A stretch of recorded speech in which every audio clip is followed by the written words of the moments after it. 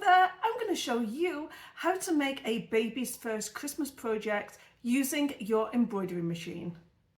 I use a Babylock Altair 2. It's a sewing and embroidery machine, and I'm going to go into embroidery because these machines are quite a lot of money and you really need to utilize what we have in our machines.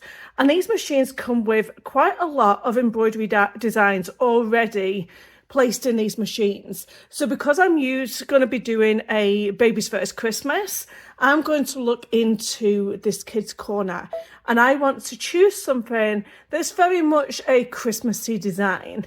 So I quite like this fox here, and there's also this penguin here that's ice skating and one that's skiing. I quite like the ice skating one. I'm going to have a look through, and that's probably the best one for our design. So I'm going to select that one. And this design is only 3 inches by 3 inches, which is absolutely perfect for the design that I want. It's going to run at 17 minutes. So I'm going to set that. I'm going to see how small we can go on this design. So when we want to edit design, we go into edit and we go into size. And there's 2 different ways that we can change the sizing on our machines. So there's this one and there's this one. Always choose this one because it would always change that sizing to the stitches it needs to be. So I'm going to do that, and I'm going to take it all the way down. So I can go all the way down to 2 inches, which I think might be a little bit too small. So I'm going to bring it back down. So it regulates the stitches, and it's always going to bring in a really perfect design for our embroidery machine. So maybe we will bring it back up to around about 3 inches. Go down 1. So I'm going to keep it about this size. I'm going to press OK.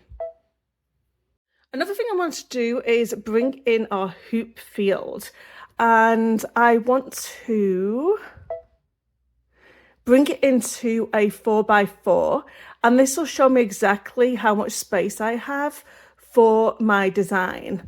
So I'm going to press OK, and I'm going to start bringing in some of the lettering. What I might want to do is just move this penguin design up a little bit. So I'm going to move it up. If I hold on to it, it'll drag it really quickly. And if I just tap it once, then it's just going to allow me just to move that design a little bit, and press OK.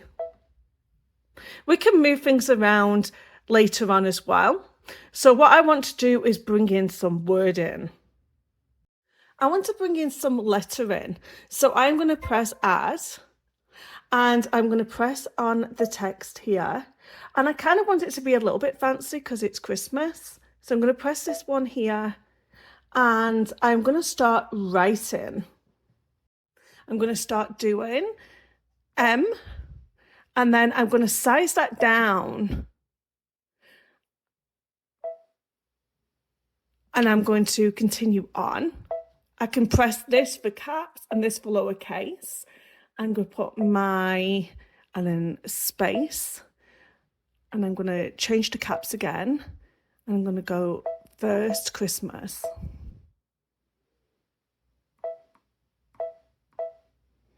And I'm going to space. And I'm going to go caps again.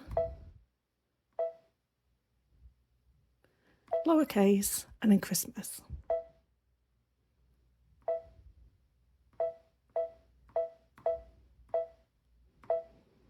There we go. And I'm going to press, before I press set, actually, I want to array it a little bit. I want that to curve around like so. And then we can change how much curve we want on that design by pressing these 2 buttons here. And then I'm going to press OK. And then set. And then I'm going to edit because I want to move that up. Like I said, we can move everything about later on. You can select each design and you can move it. I'm I'm going to do okay. And then I'm going to add some more here. So now I'm going to write the child's name. And then I'm going to change the size of it. And then I'm going to write Amy and set. And then we can edit and we can move that down.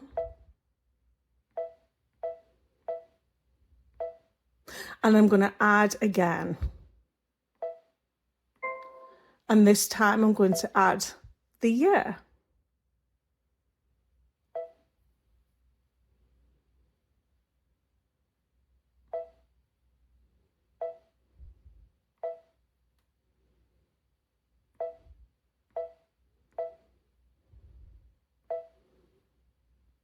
Edit, move, and move that down.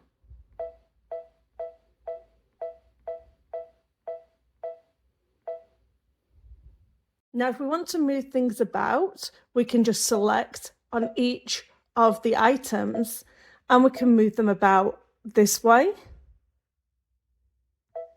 We can move them about this way. We can even central them designs back to where we want them to be centered. I like to do these sometimes just to make sure that everything is central to the design.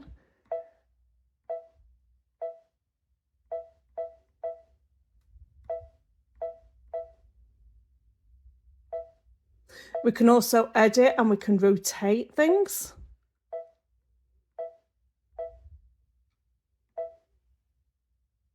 And we can also change colours. We can change the density of the design. We can go back in and just double check that it's going to fit in that design, and it isn't, because it's not allowing us to select it. So we will have to make these things smaller. So I'm going to press OK. I'm going to make this design a little bit smaller, and we know how to do that. Going into size and just reducing it down. We can also do that with our name. So my frame size is exceeding this 4x4, and I still like how this is arrayed. This is my 5x7 frame that comes with a machine, and I'm going to use some no-show mesh. I'm going to use 2 pieces of this no-show mesh. I have my 2 sections of no-show mesh, and I'm going to place my fabric on top. And as you can see, a 4x4 hoop is extremely limiting. So if you can go up to a 5x7 hoop, I would highly recommend it. So if your embroidery machine or the one that you're looking at can only go 4x4, I would really and honestly take the investment of just going up to one that can do a 5x7. I'm back at my machine. I'm going to set my design to embroidery, and my first stitch has this light blue. So I'm going to go ahead and stitch all of my design out. I have my design hooped and it's all getting threaded, and we'll start stitching.